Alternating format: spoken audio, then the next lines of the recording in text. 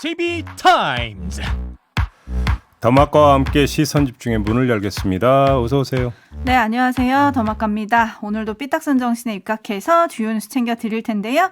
그 전에 촌설님들의 아침 인사 전해드리겠습니다. 배영님, 출근길 최애 프로입니다. 반갑습니다. 저희도 반갑습니다. 네. 이신우님, 비가 온다더니 아직은 비가 안 오고 후텁지근하네요. 불쾌지수가 높으니 촌철님들 웃음으로 하루 시작하세요. 라고 해주셨습니다. 네, 비가 온다고 하면 확실하게 와야죠.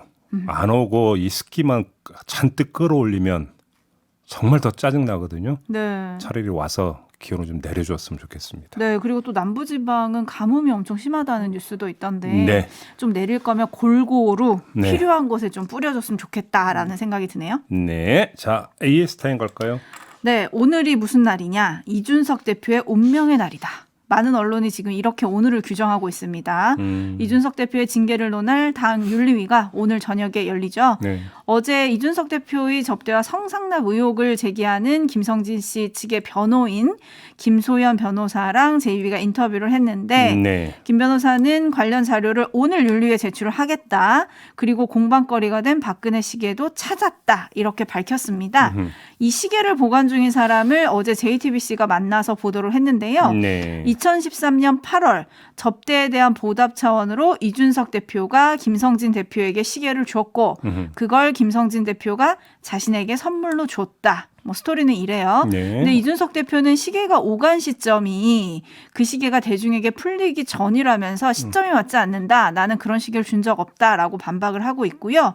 관련해서 당시 청와대 관계자가 광복절 이전에 총무비서관실에서 청와대 행정관들과 여당 의원들에게 남녀 시계 한 세트를 나눠줬다라고 진술을 또 했더라고요. 네. 이 시계가 경찰 수사와 오늘 윤리 판단에 결정적인 역할을 할 것인가 뭐 시선이 집중되고 있는데 제이비 어떻게 보세요?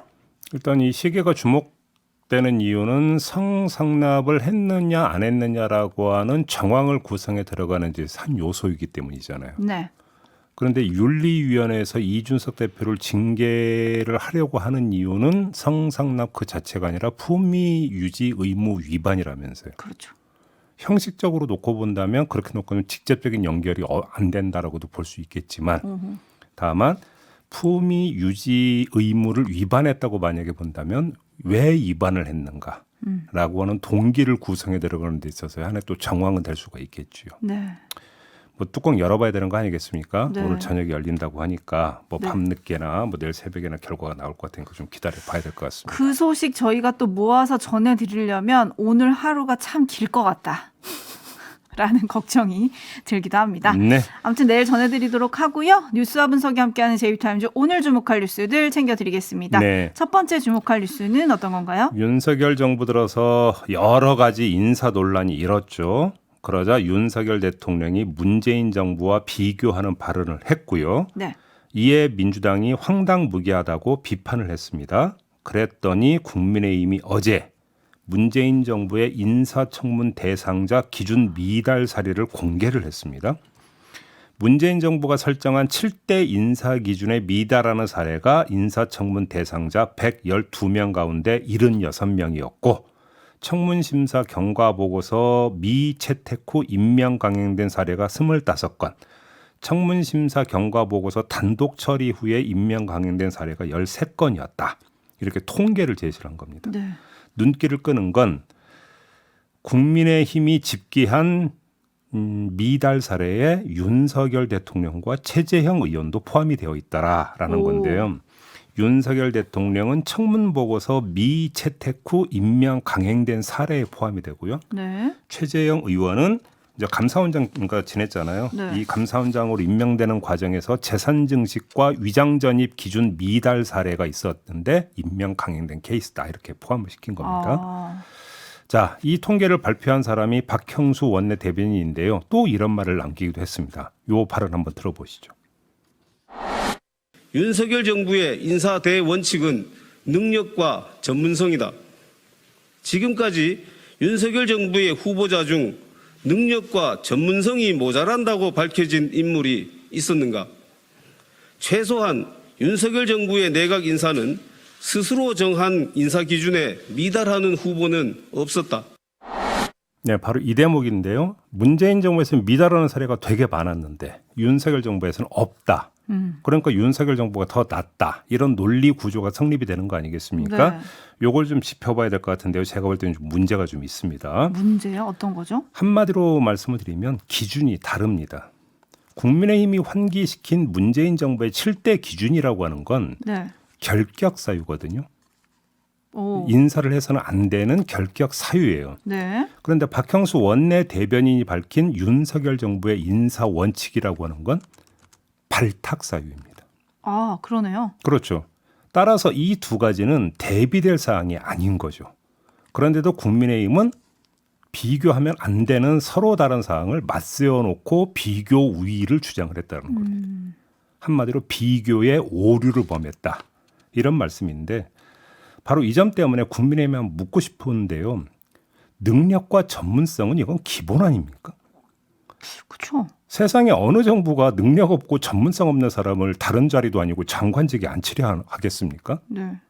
중요한 건 능력과 전문성이 되는데도 발탁할 수 없는 결격 사유가 뭐냐? 그 기준이 뭐냐? 이거 아니겠습니까? 네. 국민의힘이 어제 발표에선 이게 바로 빠져 있는 것이죠. 아울러 윤석열 대통령의 비교에서도 이게 빠져 있는 것이죠. 다시 말해서 우리의 인사 원칙은 능력과 전문성이라는 기본, 뭐 설정하고 말 이유도 없는 원칙인 거고 그럼에도 불구하고 발탁하면 안 되는 자체 결격 사유 기준이 뭐냐. 이걸 먼저 도출해 놔야 문재인 정부의 7대 결격 사유하고 비교를 할 수가 있는 거잖아요. 네. 그러니까 애당초 비교가 안 되는 거예요. 박형수 원내 대변인이 관련해서 국민 눈높이를 언급한 대목이 잠깐 나오던데요. 이게 전부입니까? 그러면 국민 눈높이라고 하는 것은 되게 추상적인 범주잖아요. 그런데 문재인 정부에서 7대 기준은 뭐 예를 들어서 뭐 표절이니 음주운전이니 그러니까 아주 구체적으로 되어 있잖아요. 그렇죠. 역시 이것도 비교가 안 되는 거잖아요. 비교가 안 되는 걸 비교를 했다. 한마디로 정리하면 이런 얘기가 되겠습니다. 네, 물푸레님 도덕적인 잣대는 안 보는 게 맞습니까? 라고 물어주셨고요. 모카님 능력을 보고 뽑은 게 아니라 전 정부 탓 잘하는 사람 발탁하신 거 아닙니까? 라고 물음표 주셨고 네. 8482님 제발 서로 잘하기 경쟁을 합시다. 맞는 말씀. 사실 이게 정답이잖아요. 네, 그렇죠? 네, 그리고 의영님은 요즘 인사 기준은 대통령과 친한 사람으로 보입니다. 라고 좀 꼬집어 주셨고요. 네. 현님은 계속 그렇게 하시면 지지율 바닥 보실 겁니다. 라고 국민의 경고를 또 보내주셨는데요. 네. 인사 얘기 나온 김에 송홍열 공정거래위원장 후보자 인선을 놓고도 또 당정 간의 소통 문제가 제기가 됐더라고요. 그렇습니다. 관련해서 이준석 국민의힘 대표가 어제 전한 내용이 있는데요. 잠깐 들어보시죠. 지금까지는 어쨌든 당과 대통령실 간에 소통이 미흡한 부분이 있었다는 건 인정을 해야 될 것 같습니다. 그렇기 그래요? 때문에 아까 돌발 영상에 나왔잖아요. 네. 원내대표께서는 공정거래위원장 임명됐는데 그분이 여성인지 남성인지도 파악하지 못한 상태에서 국회에서 기자들을 맞닥뜨려야 되는 그런 상황이었습니다. 네, 바로 이건데요. 실제로 권성동 원내대표는 지난 4일 송홍열 후보자의 여제자 성희롱 의혹 관련 질문을 이제 기자들로부터 받으니까 송 후보자가 남자인가? 저는 여성분으로 착각했다. 그분 자체가 누군지를 제가 전혀 모르는 상태다. 이렇게 말을 했습니다. 네. 사전에 대통령실에서 뭐 소통을 했다면 이런 답변이 나올래야 나올 수가 없는 거잖아요. 그렇죠. 몰랐다라는 얘기잖아요. 네. 이 때문에 권성동 원내대표가 대통령실에 장관 인사쯤은 미리 말해달라. 이렇게 했다고 합니다. 이 정도로 소통을 안 하는 건가요? 안 됐던 건가요? 정말 저도 이 얘기 듣고 이 정도라고 생각을 했는데 그래서 이 얘기를 듣고 다른 사례가 떠올랐는데 대표적으로 윤종원 국무조정실장 내정에 대해서 권성동 원내대표가 공개 반대했고 결국 무산시킨 사례 기억나시죠? 있죠. 저는 이때만 해도 당정 간 사인 교환 후에 권성동 원내대표가 악역을 맡는 것으로 그렇게 해석을 했었거든요. 네. 실제로는 그게 아니라 모르고 있다가 뒤늦게 알고 브레이크를 걸었던 건가 정말? 생각이 이렇게 연결이 안 될 수가 없는 거잖아요. 네. 자, 아무튼 이런 불통이 정말로 구조화되어 있다면 그건 결과적으로 누구에게 손해냐? 윤석열 대통령에게 손해예요. 그렇죠. 왜 그러냐면 지명 사실이 발표되는 순간부터 언론의 검증이 시작이 되잖아요. 그리고 검증을 위한 취재의 통로 가운데에는 대통령실뿐만 아니라 여당도 당연히 포함이 되는 거 아닙니까? 네. 그런데 여당 그중에서도 최고 핵심조차 진명 사실을 모르고 있다면 초기 단계에서 여론전, 언론 대응이 원활히 이루어질래야 이루어질 수가 없는 거잖아요. 그렇죠. 인사 국면을 주도적으로 창출할 수 없는 거잖아요. 이렇게 되어버리면은 여론 지형이 불리하게 조성이 되면 결국 그게 윤석열 대통령, 인사권자인 윤석열 대통령의 부담으로 고스란히 전가되는 거 아닙니까? 네. 근데 왜 이렇게 합니까? 앞으로 또 인사가 있을 예정이지 않습니까? 네. 낙마하신 분들이 있기 때문에 그때는 또 어떻게 할지 지켜보도록 하겠습니다. 예. JB타임즈 다음 주목할 뉴스는 어떤 건가요? 홍장표 한국개발연구원장 KDI 원장이 사의를 표명을 했다고 하죠. 네. 그리고 한덕수 총리가 지난달 28일에 우리하고 너무 안 맞다. 이렇게 말한 지 8일 만에 사의를 표명을 했다라는 건데요. 그리고 윤석열 검찰총장 징계를 주도했던 한동수 대검 감찰부장도 최근 사의를 표명한 것으로 지금 보도가 되고 있습니다. 사실 어느 정도 예상했던 일이 아닌가 싶긴 한데요. 그렇죠. 근데 주목할 점은 사의 표명이 이루어지는 과정에서 펼쳐진 주변 풍경인데 홍장표 원장을 어제 총리 말씀에 대한 입장문이라고 하는 걸 발표를 했는데 그 내용 중에 이런 구절이 있습니다. 그대로 읽어드리면 총리께서 저희 거취에 관해 언급하실 무렵 감사원이 KDI에 통보한 이례적인 조치도 우려된다. 네. 요 한 문장이 있는데 이게 뭐냐면 지난달 28일 감사원이 일반 현황 및 회계 인사 관련 자료를 제출하라고 요구를 했다고 합니다. 그런데 KDI는 올해 감사원이 아니라 국무조정실의 정기 감사를 받을 예정이라고 하고 국무조정실에 감사가 있는 해에는 중복감사를 피하기 위해서 감사원 감사는 실시하지 않는 게 그간의 상례였다고 합니다. 그런데도 감사원에서 자료를 내놔라 이렇게 통보를 했다는 거죠. 네. 이게 뭐겠습니까? 결국 압박 아니냐 이렇게 해석을 해야 될 것 같은데 이에 대해서 감사원은 통상적인 모니터링 차원이었다 이렇게 주장을 했다고 하고요. 네. 한동수 대검 감찰부장의 경우에는 법무부가 지난 5월에 인사를 내면서 한동훈 그 감찰부장을 공개 비판했던 한동수 부장을. 한동수 죄송합니다. 네, 한동수 부장을 공개 비판했던 그래서 저격수라고 불리는 정의도 부장검사를 대검 감찰 1과장에 발령을 냈거든요. 네, 둘의 악연을 살짝 상기시켜드리면 정의도 과장은 이제 과거 몇 차례 한동수 감찰부장을 공개 비판한 적이 있습니다. 네. 지난해 12월 같은 경우에 한동수 부장이 언론이 나를 친정부 성향의 이상한 사람으로 매도한다라고 쓰니까 정의도 과장은 제가 몇 개월간 상사로 모시면서 겪었던 개인적인 경험, 그 후 업무를 처리하는 여러 행태에 근거해 정치적 편향, 불공정이 너무도 심한 분이다라고 검찰 내부방에 올리기도 했었죠. 한마디로 뒤통수에서 이제 압박감이 느껴진다 이런 이야기가 나오죠. 이렇게 돼버리면. 그렇죠. 아무튼 오늘 한덕수, 한동수, 한동막이 나오다 보니까 좀 헷갈렸습니다. 네. 네. 5593님이 JB 조심하세요. 권력 최고 실세를 사퇴시키면 어떡합니까? 라고. 그런가요? 네. 실수예요. 네. 다음 뉴스로 넘어갈까요? 아, 이게 끝이십니까? 아, 분명한 압박 카드가 동원이 됐다 이 말씀이신 거죠? 주변 풍경이 그렇다. 이런 네, 이야기가 되는 거죠. 그렇습니다. 자, 근데 이 둘만으로 그칠 거냐 아니면 국민의힘이 문재인 정부 알박기 인사라고 꼽은 공공기관 인사가 무려 59명입니다. 그렇게 많나요? 네. 이들의 줄 사퇴로 이어질지 이게 좀 궁금한데요. 사퇴 압박을 받고 있는 분 중에 한 분을 저희가 잠시 후에 만날 텐데요. 시선 집중해 주시기 바라겠습니다. 전현희 국민권익위원장과 인터뷰가 예정이 되어 있습니다. 네, 8시입니다. 시선 네. 집중해 주시고요. JB타임즈 다음 주목할 뉴스는 어떤 건가요?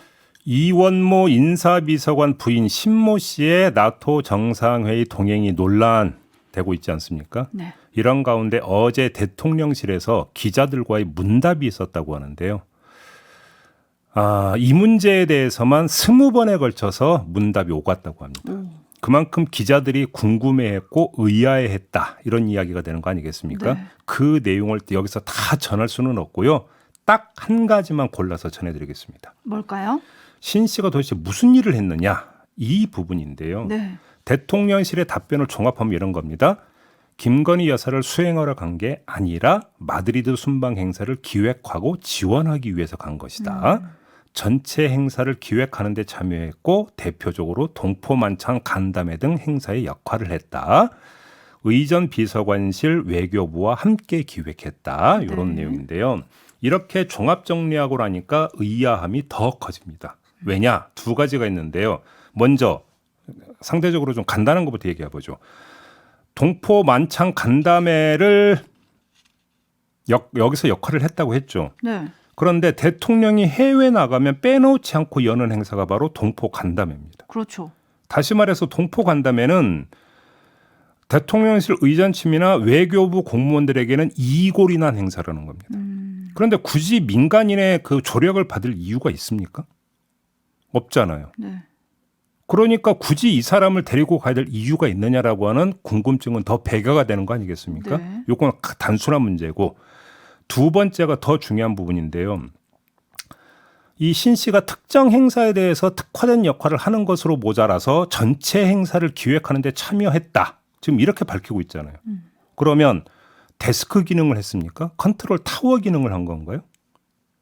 이렇게 이해될 소지가 크지 않습니까? 근데 만약에 이랬다면 이건 민간인 신분에서 이게 가당키나 역할이냐 이런 얘기가 당연히 따라붙는 거잖아요. 그렇죠.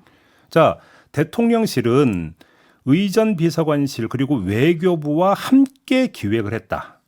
이렇게 했는데요.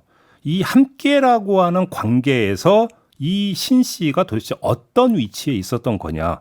지금 궁금한 건 이거거든요. 그렇죠. 참고로 이 대통령실은 대통령과 김건희 여사의 의중을 잘 아는 점을 강조를 하더라고요. 네. 기자들과의 문답에서. 네. 자, 이 점에 초점을 맞추면 김 씨가 외교부나 대통령실 의전비서관과 함께 일하는 과정에서 맨 꼭대기에 있었을 가능성을 배제할 수가 없습니다. 왜냐하면 대통령과 김건희 여사의 의중이 기획 과정에서 고려되고 반영돼야 되는 가장 중요한 요인이라고 봐야 되는 거 아니겠습니까? 네. 근데 가장 중요한 요인, 가장 중요한 요소에 대해서 가장 잘하는 사람이 참여했다면 그 사람의 발언권이 제일 센 거 아니겠습니까? 이게 상식적인 분석이겠죠.